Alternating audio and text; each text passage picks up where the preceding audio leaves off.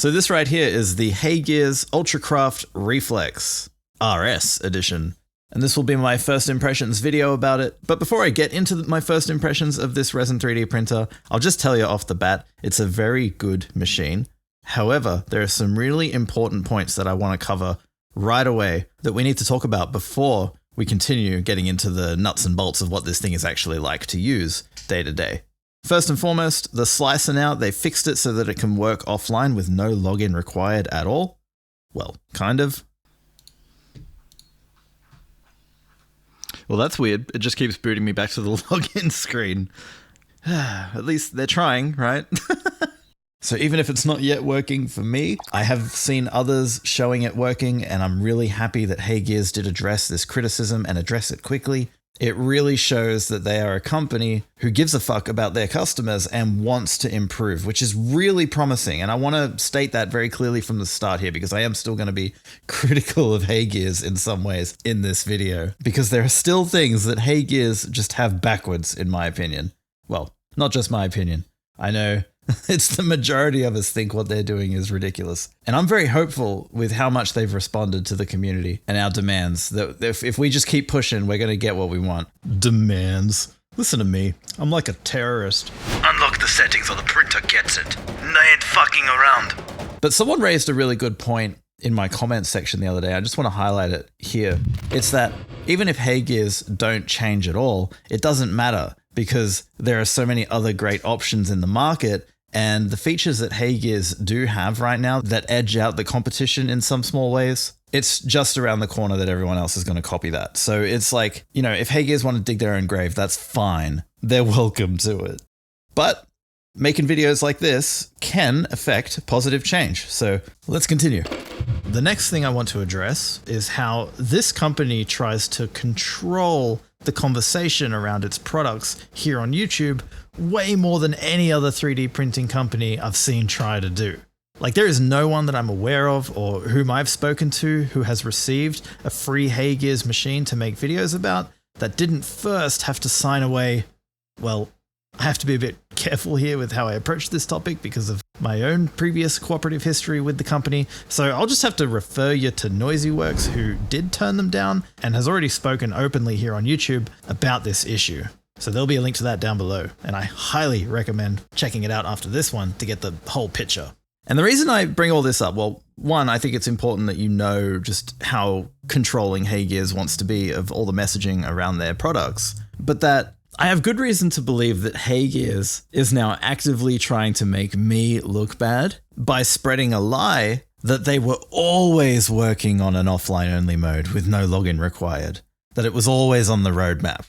Now, this really pisses me off because it makes my video look like I'm just whinging about nothing to get views, when the reality is, if I never made that video, HeyGears never would have changed this. They had no interest in doing it at all. Like, you can see on their public little Facebook makerspace community that they have, right up until my video was published, they were telling users there openly, publicly, no, that's not how this works. You can't do this. You need an internet connection to use our slicer. End of story. And it was the same in emails back and forth with me. When I whinged about this to HeyGears over and over again, I was like, this sucks. This can't fly. And they just told me, you have to accept that this is how it is. They had zero interest in fixing this. And it wasn't until I came out and made that video and had a big whinge about it that 3 days later, HeyGears announces that they will be updating Blueprint with an offline-only mode with no login required, followed by actually doing it a few weeks later. So, you know, I don't want to be like, oh, look at me, I made this happen. I just don't want the fucking narrative being twisted to make it sound like, oh, this was something that was always going to be done. Like, you know, what's that guy whinging about? Oh my God. Like, well, that was a bit silly, wasn't it? Because obviously this was something they were always working on. Like, oh, it really, really pisses me off. And, you know, I'm speculating. It might not be HeyGears. This might be something that just other YouTubers decided they could say to maybe save face a little bit. I don't know. I don't know where this lie originated, but I've been seeing it around. And I just want to get that out of the way. But given HeyGears' track record for like controlling the narrative, my money would be on them being the progenitors of this little flight of fancy. Alright, so I figured I better reach out to this individual for comment, and they've explained to me that this was information they were fed by HeyGears over email after my video came out. Now they're not willing to share a screenshot for that, so I guess we'll just have to take their word for it. So, moving on.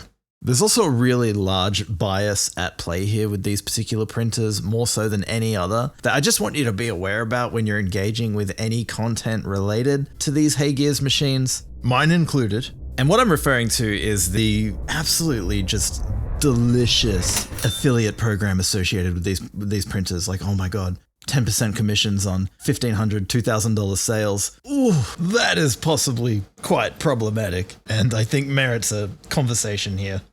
So the majority of the time, affiliate revenue is, for us content creators, it typically doesn't make up very much of our overall income. At least in the 3D printer space, I think. I can speak for myself here, obviously, and from conversations I've had with other creators, but I'm pretty sure for most of us, it's not a lot of money. But when you have a video or two really pop off and trigger a bunch of purchases of something, I had it happen to me a few months ago when I made some really glowing videos about Bamboo Lab printers. My affiliate revenue jumped from like $100, $200 a month up to over $2,000 a month. It's been insane. Quick little editor's note here. I'm talking about Australian dollars, but the dollar amounts on screen are in US dollars. My most recent affiliate payout from this thing was over $2,000 Australian bucks, which is just insane from a couple of videos. And I'm getting nowhere near as big a cut from Bamboo Lab. It's variable what they give me, but it's anywhere between 3 and 5%. More often than not, it's closer to the 3%.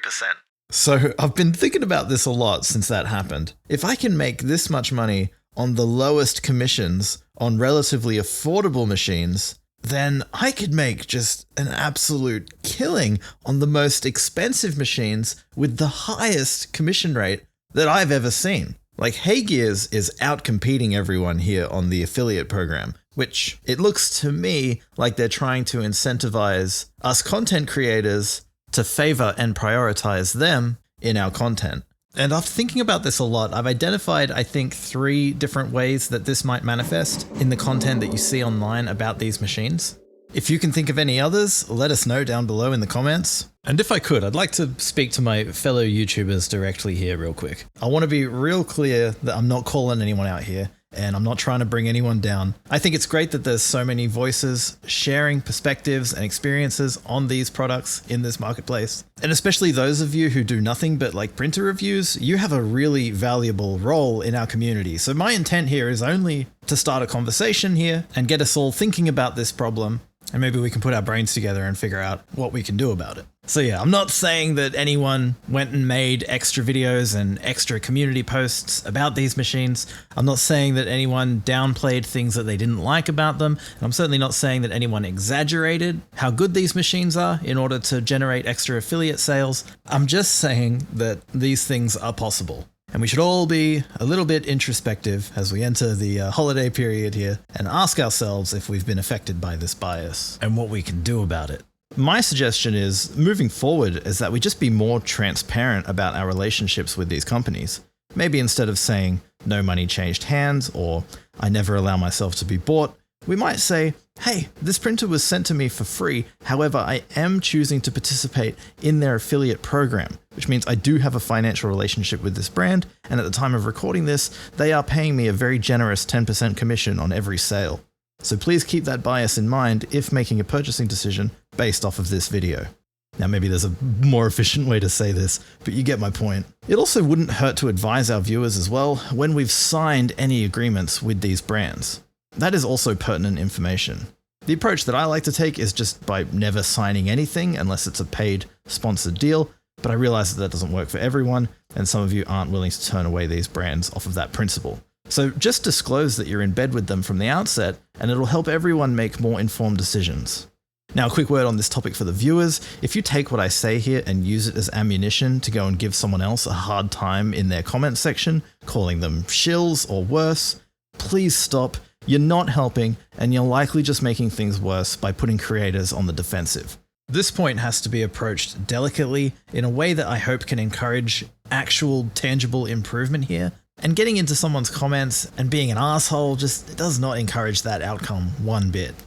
So yeah, affiliate revenue, potentially problematic, and maybe I should make a whole video specifically on this topic and I can get some other creators on and we can talk about it together. Let me know if you want to see that. But getting back to this printer, we need to be careful not to talk about it as if it's light years ahead of the competition, because I believe that would be misleading.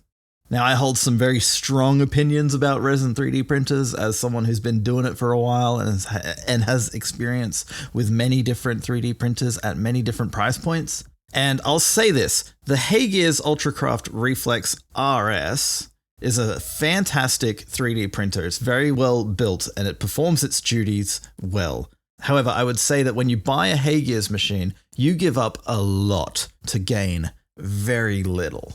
So, with all of that out of the way, let's now get into the nuts and bolts of the HeyGears Ultracraft Reflex RS and figure out if this is the resin 3D printer for you, or if maybe you should spend your money elsewhere.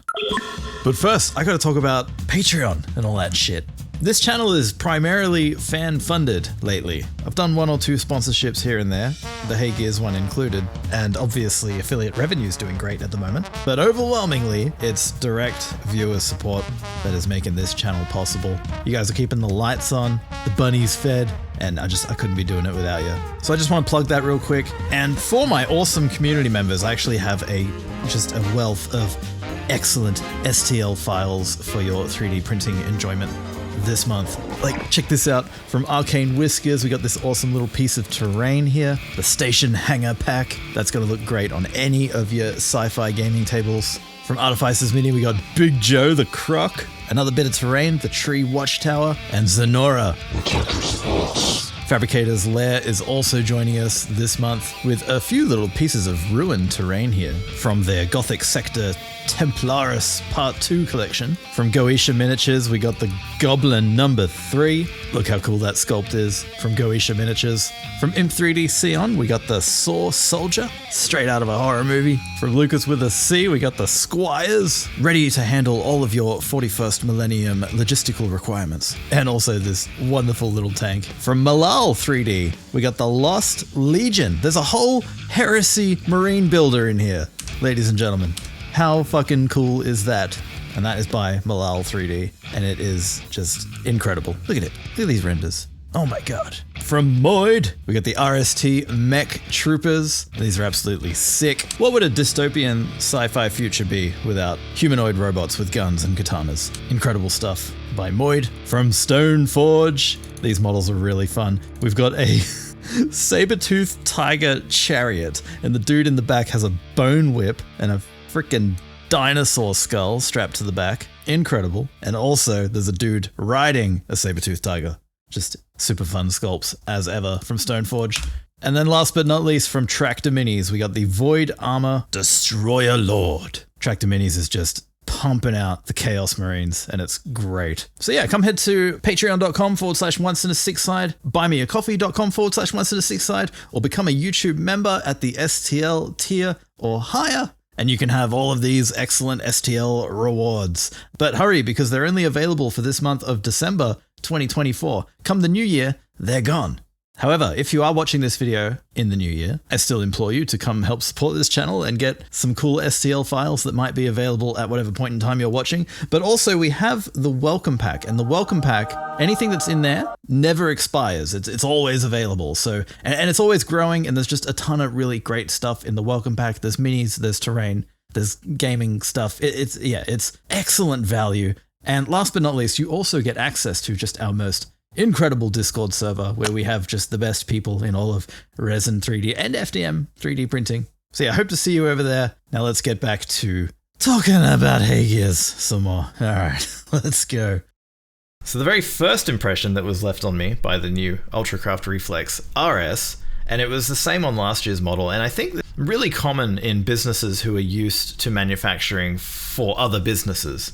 And that is the packaging feels kind of half-baked. Like they just slapped a bunch of cardboard and plastic wrap on it to sort of, just make sure it's good enough to get it to the consumer. So they haven't quite figured out yet that difference in consumer packaging. And to illustrate my point, like the tools, the inclusions with this printer were literally floating around loosely at the bottom of the box, wrapped in plastic. There's barely any documentation. You get like a little leaflet. Yeah, just incredibly Spartan packaging, I would say. Which, you know, hey, that's not a detractor or anything. But you compare that unboxing experience to something like a Bamboo Lab, and it's night and day difference. It's kind of like the difference between unboxing a new iPhone and unboxing the $60 phone they sell it at the cigarette counter.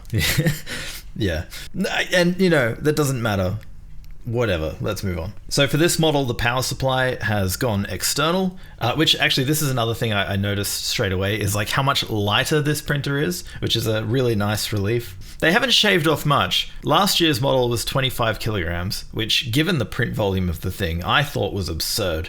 To have such a big, bulky, and heavy machine that is realistically, at the end of the day, only like a less than a mid-sized resin 3D printer. Yeah, it was a bit weird. This printer, they've shaved off 5 kilos, so it doesn't sound like much, but that honestly does make a big difference. This thing's easier to move around. And they've done that by cutting some features, which we'll get into, and changing around some of the materials. Like a lot more of this machine is plastic, like the side panels and things like that, which is totally fine. Resin 3D printers don't need to be 100% rigid and heavy-duty things to work really well. We got a really nice swingy door again with a catch at the bottom, friction hinges, just a great implementation of a swingy door. I really like this one. The build plate, they've changed a little bit this year. It's now a solid piece of steel, so no cheese holes all the way through it, which I really like because I had just constant adhesion issues with the last build plate, so I'm really glad that this one, they've opted for a more normal, dare I say, laser etched build plate. Right away, I love this build plate so much more than last year's one, because last year's one was really awkward to get a good hold on, whereas this build plate I find just so much nicer to work with. Like you can really get a confident hold of it for manipulating it around and stuff. So big improvement there in my mind. And the latch on top is fine. It's maybe not as satisfying as the big clunky lever from last year, but it also is a really confident feeling latch and heavy duty. Yeah, I like it. It works well. It feels solid. They've given us a smaller LCD touchscreen on the front, but I think this is a good idea because there wasn't really necessarily anything gained by having that bigger touchscreen. It just made the printer more expensive and like, yeah, what's the point? Give us the smallest, crappiest touchscreen at the end of the day because, well, smaller, crappier touchscreens, you know, especially with a printer like this that should have good Wi-Fi networking, which we'll get into. The actual on-printer interface doesn't have to be incredible. It's something we barely interact with as it is anyway. So I was happy to see the smaller LCD, but it is still a nice LCD. This one works well, it's responsive. Yeah, no complaints there, it's good. The VAT is a downgrade.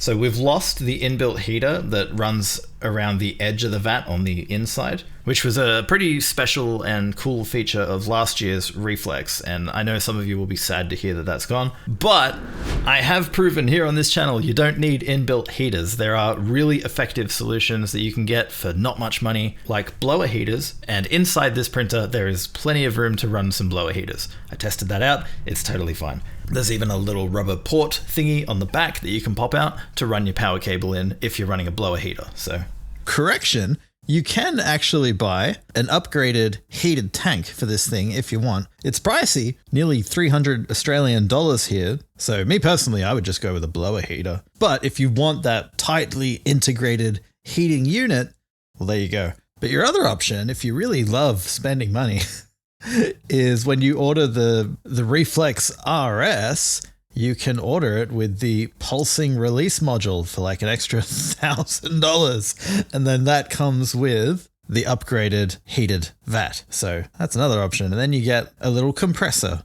I haven't tried this thing. By all accounts, it's loud, but it does enable HeyGears to reduce the peel forces and therefore reduce their support strength, further reducing support scarring. So it's a cool idea, but it's very expensive, in my opinion. That might be worth it to you. I don't know. If you do buy it, though, use my affiliate link down below. Anyway, getting back to the stock vat, you couldn't use a brewer's belt, for example, just because of the shape of this vat. So yeah, going back to this vat, It's shaped a bit weird because it also has to accommodate for a resin auto feed system, which I say system, it's you just turn a bottle upside down and plug it in. And the resin bottles have a pretty clever dual cap design, so you can completely take off the cap if you want and top the bottle up with something else. Or you can use it as it's intended, because the other cap has like a spring-loaded ball mounted inside of it, and then that means you can turn the bottle upside down and it doesn't leak resin until you put it into the machine and it sort of clicks into place, and then it releases resin. And yeah, that works well. I'm not sure I love it, but it's there if you want. But yeah, I don't really see the point in the autofill thing. I mean, especially because you can't even see inside the bottle, so you don't know when you're about to run out anyway. Let alone the fact that when you plug it in, it's going to fully dump 100% of the contents into the vat anyway, because the vat holds more than a liter. So yeah, I don't see the point. Just it's easier just to top up a print as you go from the side, I think, and not have to deal with the whole auto filling thing. But yeah, maybe that's just me. Maybe you like auto filling. Let me know. Also missing from the vat is the resin runout detection, which was a really nice feature on last year's model. This little probe that sits in the corner, it can literally tell the machine to stop printing when it runs out of resin, which is really cool. I think technically this machine can still tell if it runs out of resin because it has a load sensor, but I'm not sure on that. And the final downgrade for the vat is they've removed those really nice securing latches that we had last year, and they've been replaced for the more traditional captive thumb screw, which ended up annoying me greatly later on, which you'll see. Completely user error, of course, as ever on this channel. Oh, and there's a max fill line on the back. So yeah, all around, a good vat, I would say. And it still has the really great pour spout, which I love. Like, every vat should come with a pour spout like this because it works really well. One of the areas where a printer is nice to be built, rock solid and sturdy, is the Z tower. And on this printer, they've certainly done that. We get a massive chunky ball screw and dual linear rails, which is, yeah, really nice. Again, there's no easy way to ventilate the fumes from this machine, sadly, so we're just gonna have to drill a big hole in it at some point. I can't do that yet because I have to do the project video for HeyGears. That's probably should already be out by the time this video's out. So yeah, I can't go mutilating their machine just yet. But I think it would be easy to install on the back panel of the machine, which is just a thin plastic sheet, or again on the acrylic. I mean, acrylic's really easy to drill. Or check out this clever solution I found on MakerWorld by Jerry. That's great. Like, it uses the port on the back for where you would put your resin. I love that. Someone should adapt this to work with the once in a six side extraction system. Shoddy not. The optimal way to use this printer, though, is going to be in an extremely well ventilated area, preferably detached from your living areas, or just put the whole thing inside a grow tent and vent that to the outdoors. You've got some nice ambient orange lights inside. Slightly different design to last year again, but it's definitely something that makes a HeyGears machine stand out, even if it's functionally useless. The printer can tell you the temperature and humidity, as well as detect if a resin cartridge has been installed or not. That touchscreen, yeah, again, it's bright, responsive. The UI is intuitive. This printer can update itself over the air, so it has Wi-Fi, which is great. Now, the inclusions with the printer were pretty slim. Like I said, the manual is extremely light, only covering basic operations and maintenance. You get a metal spatula, a silicon spatula, some hex keys, and an after-sales service leaflet. And that silicon spatula is going to be very useful because one of the downsides to the new build plate is resin pulls like crazy on top. So at the end of every print, you got to watch out for that because there's going to be just a ton of resin up there. And so you can use this spatula to annoyingly kind of like try and push it off into the vat. I ended up just not having the patience to do that by the end of my time using this printer. And so there was a lot of waste resin for me. You may want to take more care and time with your Reflex RS when removing your prints. The fan at idle sounds a bit haggard. And the machine, when printing, isn't too loud, which is good. Last year's one, I think, was a bit louder, a bit more annoying to share a room with. But this year's model, again, does have this annoying LCD whine, which you're going to hear every time a new layer starts curing.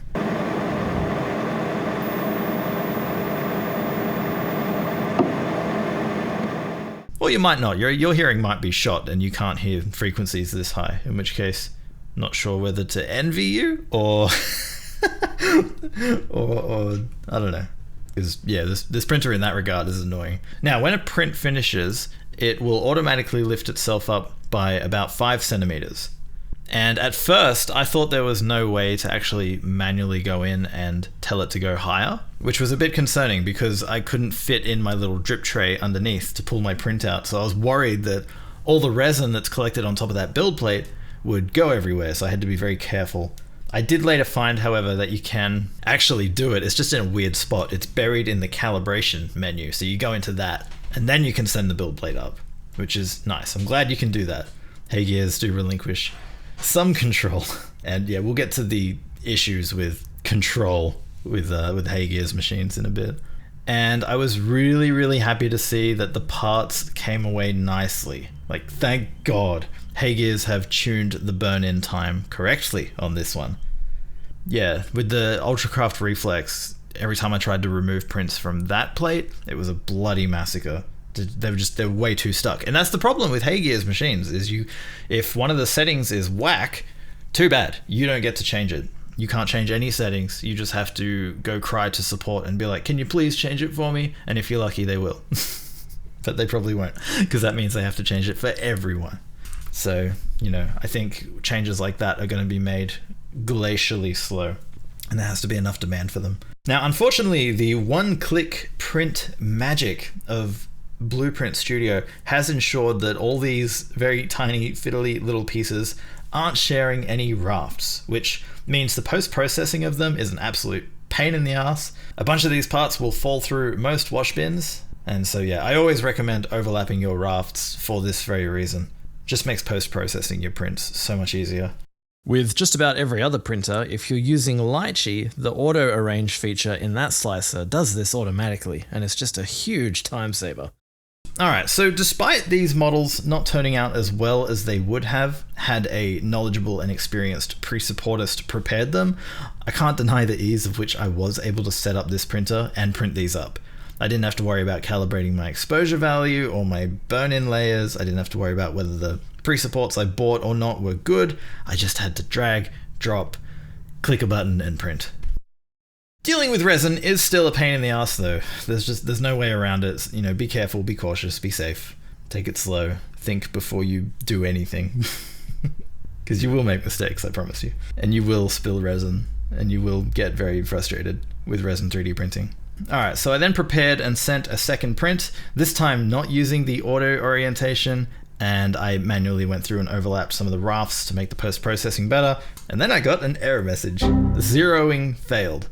So this probably means that our last print was not 100% successful and something has been left behind in the vat. Which turned out to be the case. Some of those parts had failed at bed adhesion and were now in the vat.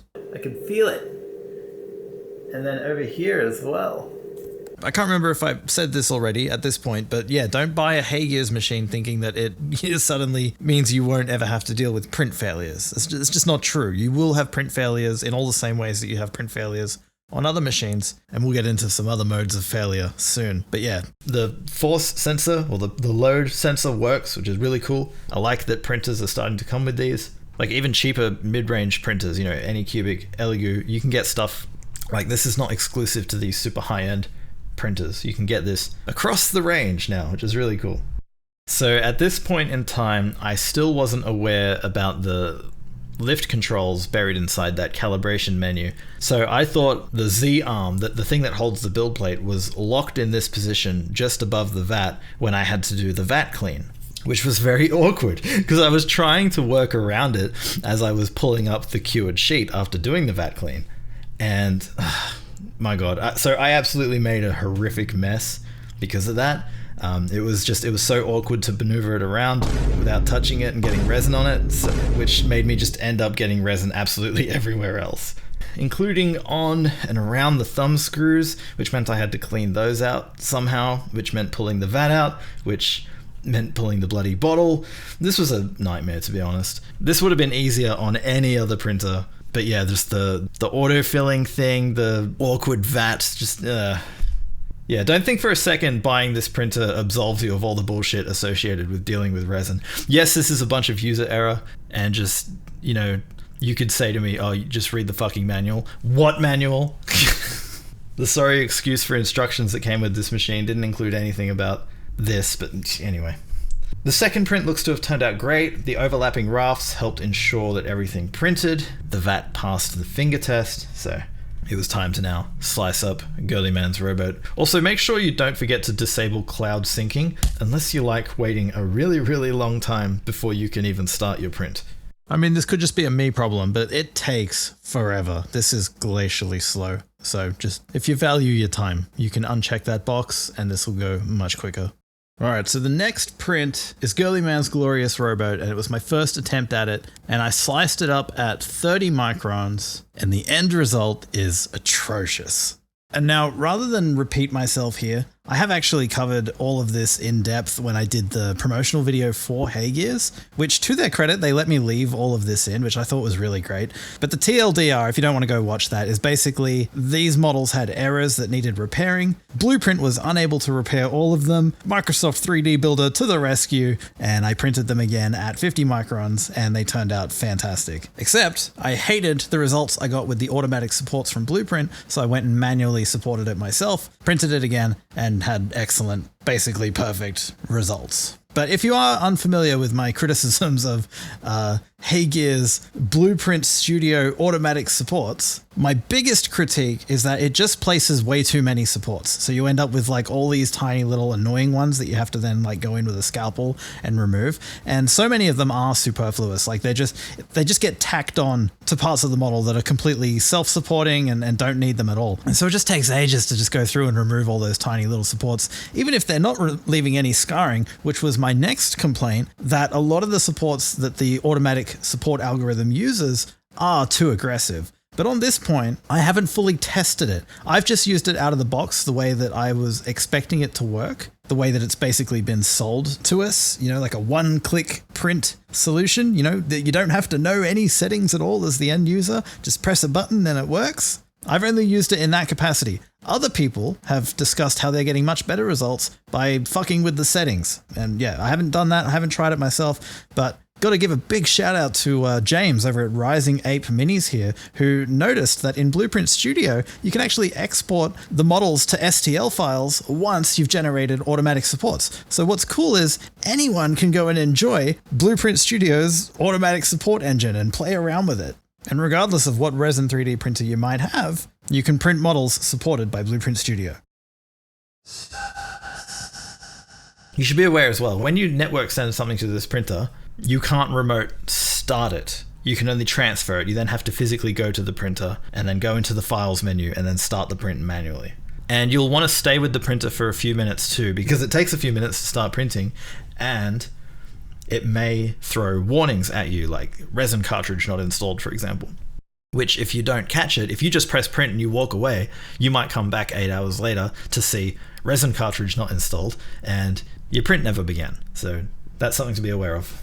So this PARP 10 resin, so far I'm liking. It has a nice low odor compared to other HeyGears resins. $75 though. Crazy. And yeah, this resin is pretty great, but it's still very expensive if you ask me. It's like $75 Australian, so maybe $50 US. 45 USD. For a liter, which it's a tough sell. Because it's good, but it's like, it's not much, you know, it's on the level of like a good ABS-like resin. Yeah. So print quality is outstanding. I mean, like, look at these models printed with the Reflex RS. They're just absolutely gorgeous. So it definitely checks that box. Great quality prints. Oh wait, sorry, my bad. These were printed on the Anycubic Mono 2 using HeyGears PARP 10 resin.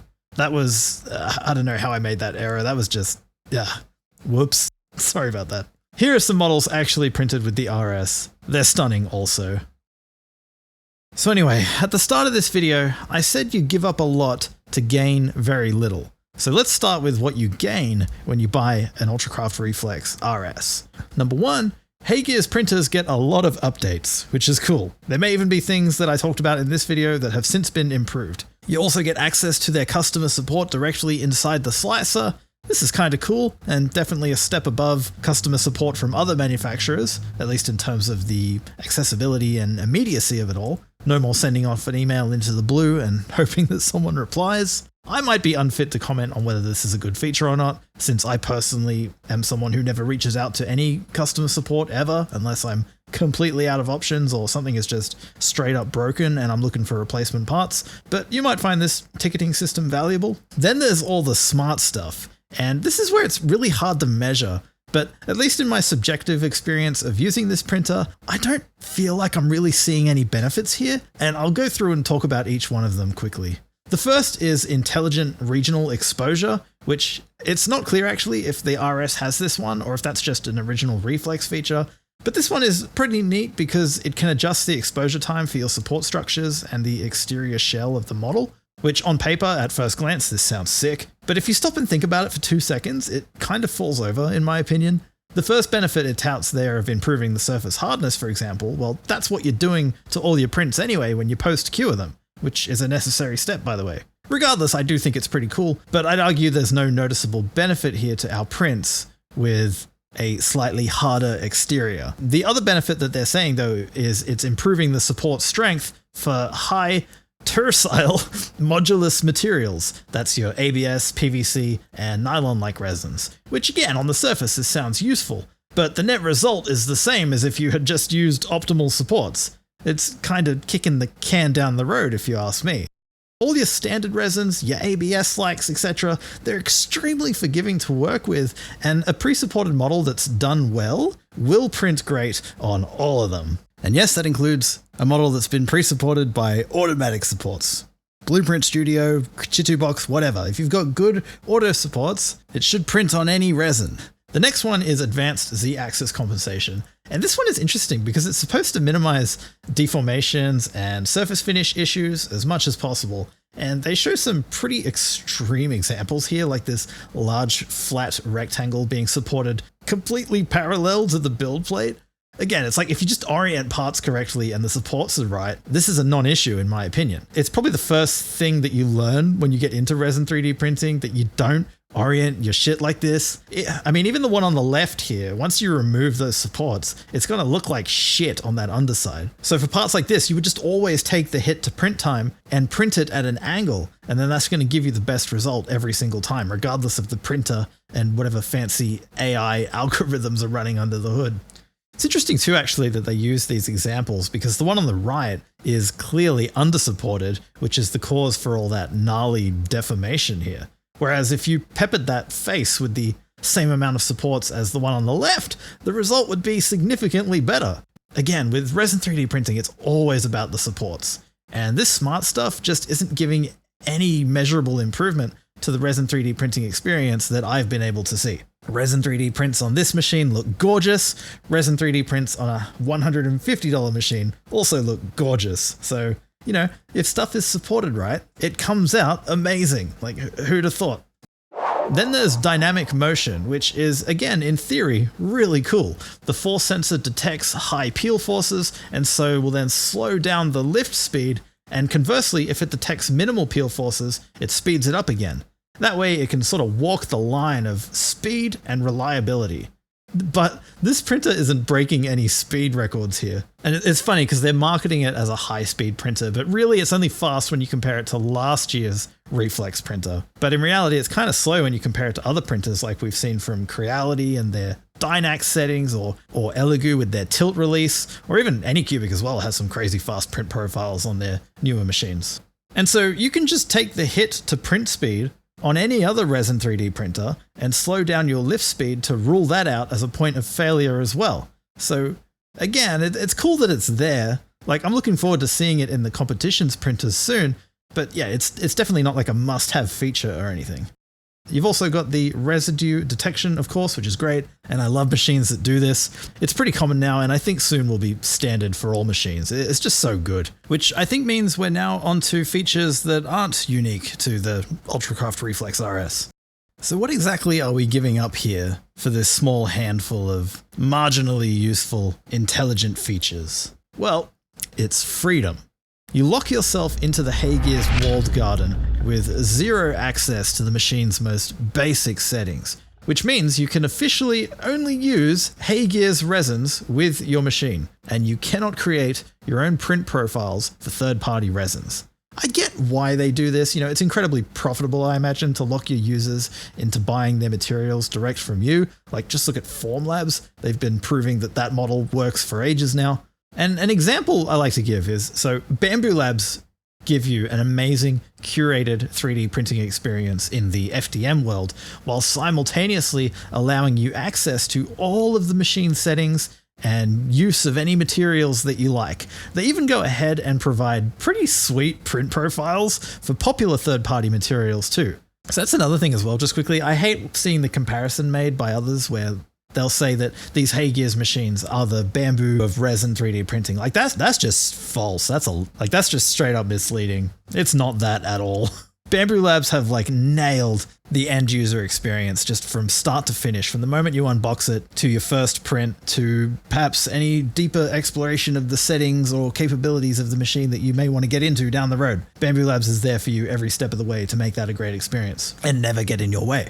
But HeyGears is a totally different story. It's like, you want to use third-party resins with a HeyGears machine? Forget about it. Because HeyGears don't trust you with your own equipment. They behave like the moment they let you pour Sunlu ABS in there that it's going to break. It's just ridiculous. And okay, I can hear you. Many have experimented with the existing print profiles to see if they are compatible with third-party resins. And sure enough, there are options out there. But how shit is that? HeyGears resin could become very difficult or even impossible to get for any number of reasons, which could very well put you in a position where you now have to branch out and buy a third-party resin, which now has this whole extra step compared to any other 3D printer where you have to first research compatibility and hope that someone made a video showing that whatever resin is available to you has been tested and is working with the Reflex. What an absolute joke.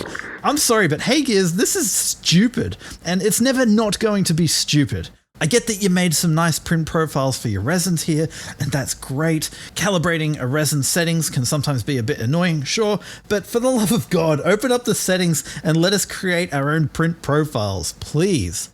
And if you're a HeyGears fan angrily typing out a comment right now about how they shouldn't have to open up their settings because that's not what their printer is about, can you just stop for a second and ask yourself, why don't you want your 3D printer to be better? Seriously, answer that for me. Why do you insist that your printer remain handicapped like this? I'm trying my best here to get this shit updated and improved here for you, but what, you don't want the option to make your own print profiles? Even if you never plan to use it yourself, you don't think it would be nice to know that you at least could if you wanted to?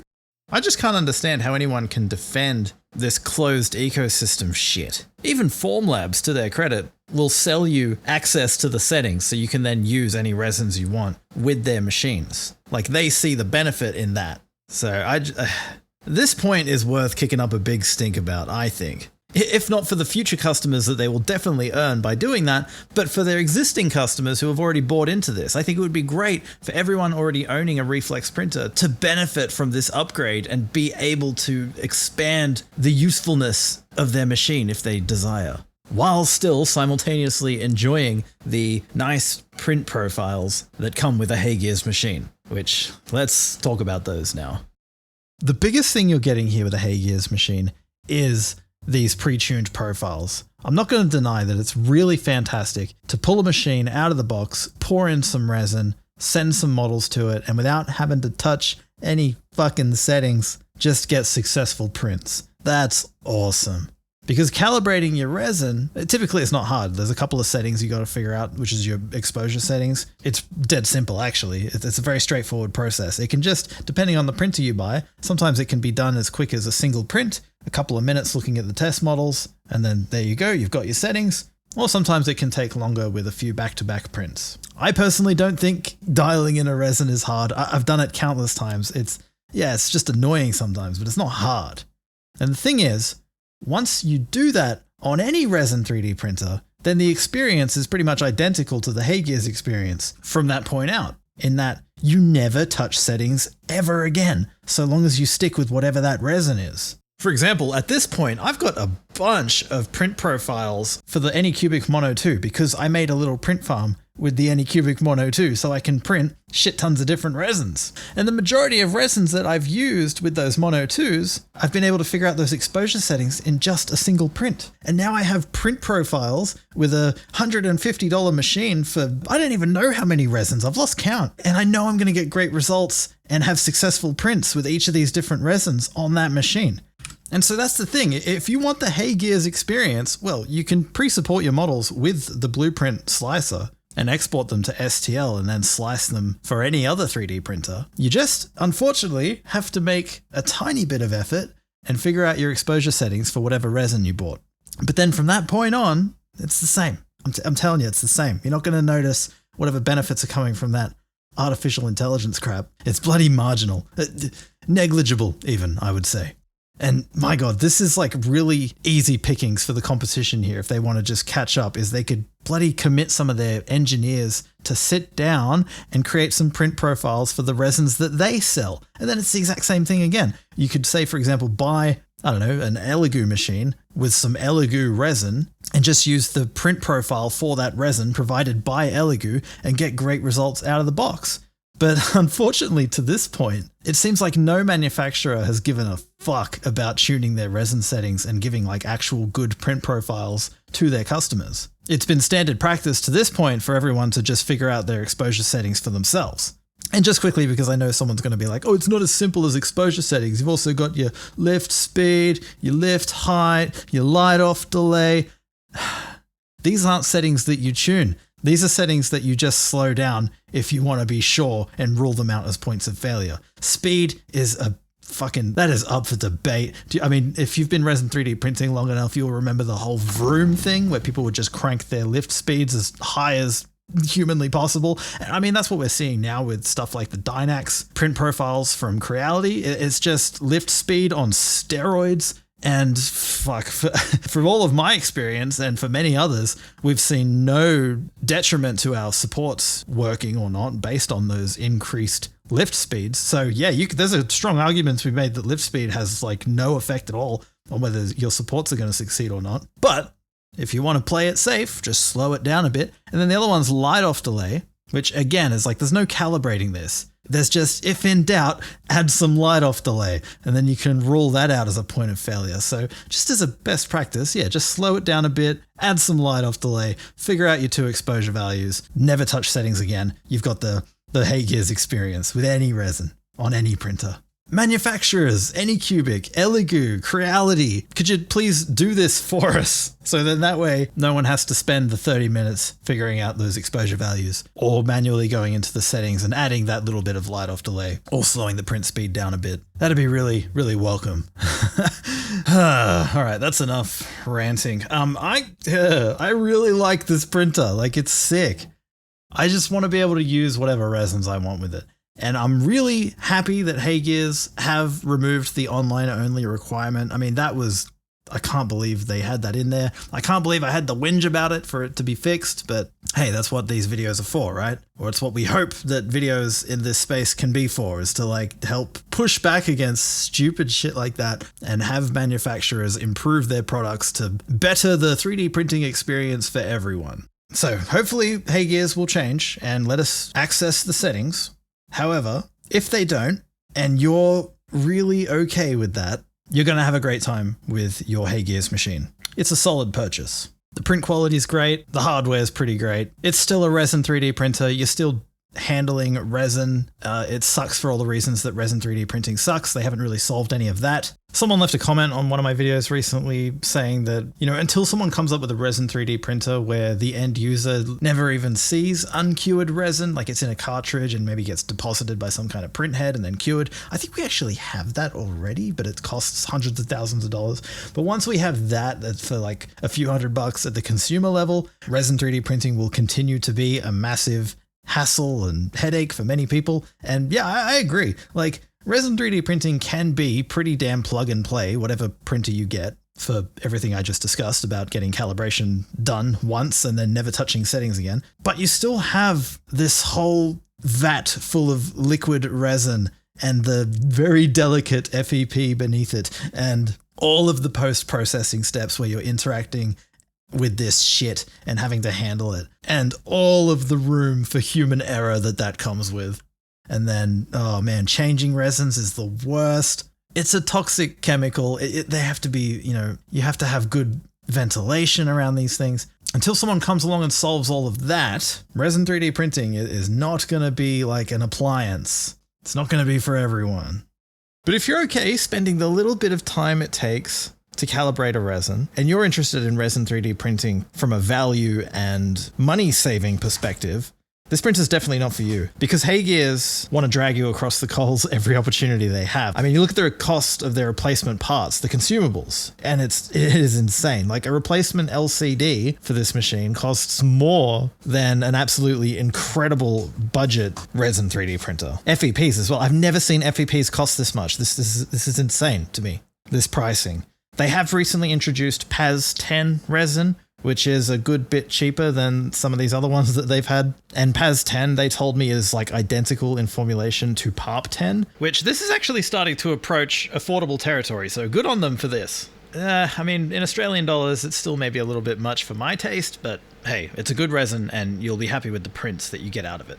Also, you'll want to be aware that a lot of people are having grievances with HeyGears shipping, because unless you're willing to buy like really large bulk orders of resin, you're going to be paying high shipping prices on every single resin order you do. So you got to factor that in as well. It's in no way an economical approach. HeyGears is the one you buy if, one, you're okay not really owning the product and relinquishing all control to HeyGears, but two, money is just no object to you and you want something just built like a tank that you know is probably going to last the rest of your life. And the thing about 3D printers is I've seen people make this argument that they are disposable, like you just buy them and then upgrade them every couple of years. Maybe that's true for some people, but I know there are still people out there using like original Anycubic photons and like they're so happy with those and they have no interest in upgrading them. And more than that, in the commercial space, there's still people using resin 3D printers that are like 30 years old. So, these are machines that you use to create stuff. You buy a resin 3D printer once, and then you now have like infinite creativity at your fingertips with just an incredible piece of machinery that what it does is almost like magic. If I didn't make these videos and have this whole channel about 3D printing, I would just have I would still be using my Anycubic Photon Mono X. Like that printer is fantastic. It does everything I need. I would see no reason to upgrade it. It's basically the perfect resin 3D printer. And that came out, I don't know how many years ago at this point. And I've got enough replacement parts on hand to keep that thing working for decades. So like new 3D printers come along and they introduce, newer bells and whistles. Like with the HeyGears stuff, you're getting these smart algorithms tied to the force sensor, which, can do some kind of cool stuff that we talked about already, but it's really like marginally impactful or not to the end result. Resin 3D printing was figured out a really long time ago. Like, does anyone remember this movie? The very first scene, or one of the first scenes in that movie, look at that. It's a resin 3D print, support structures and everything, just like we know it today. And this is what, 1995? So yeah, I don't like the argument that, 3D printers, we're going to upgrade them every couple of years. So why should we worry about their longevity or whatever? 3D printers are tools, man, and tools should last a lifetime. And I don't think that should be a controversial statement. But anyway, thanks for watching my HeyGears RS video and hearing me whinge about it and, praise it. I've tried to be as fair as I can. Really, with this printer, I think it comes down to ideological differences. But anyway, thank you for watching. Please come buy me a coffee or join me on Patreon. Get the awesome STL models that are available this month. If you want to buy a HeyGears Ultracraft Reflex, use my affiliate link down below. I would love the hundreds of dollars of commission that I will get for you buying that printer. Especially if you get the upgrades too. Like, oh my God, is that profitable for me? So thank you. And I'll see you back here soon. We're going to go to the complete other end of the spectrum, I think, for the next video. We're going to be looking at a $180 printer. All right, see you soon.